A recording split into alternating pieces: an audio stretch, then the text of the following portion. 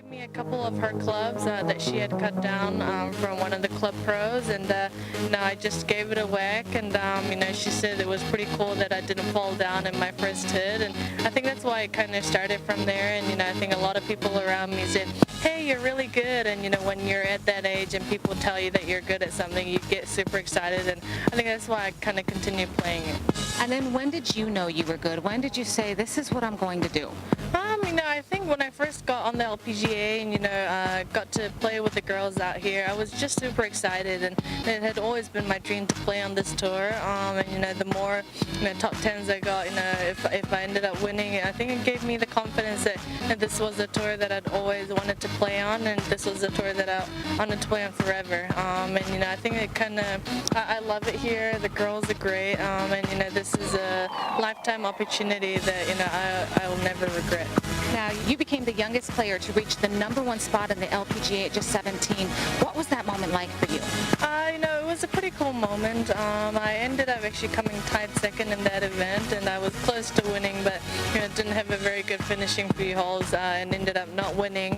But aside from that, just to know that you'd become the world #1 player the day after, I think was really cool, and it had always been my dream to be at that ranking.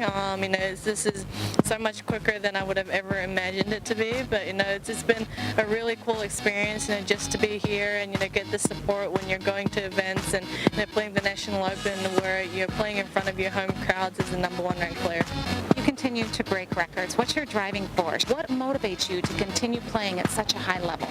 I think that's a great thing about golf is that even though you have a great round, there is no perfect unless you hit every single fairway, unless every shot going onto the green goes in the hole. There is no perfect, and you end up not needing a putter at that stage. So I think just to know that, just to work towards getting perfect, just to know that you can always get better at something, I think that's what motivates me. And how do you balance your studies and your career? I love to take time off.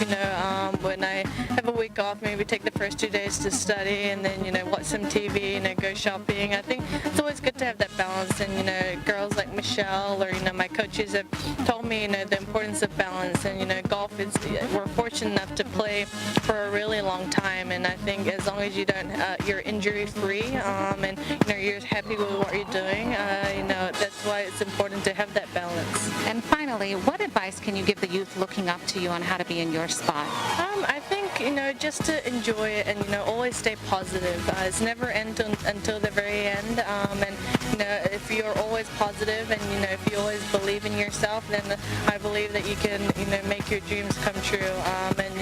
It's so much easier with a smile on your face. So I think just enjoy it. Enjoy the journey. And I think even the ups and downs, they're all learning progresses. And at the end of the day, those failures can end up being bigger successes. Thank you so much and good luck.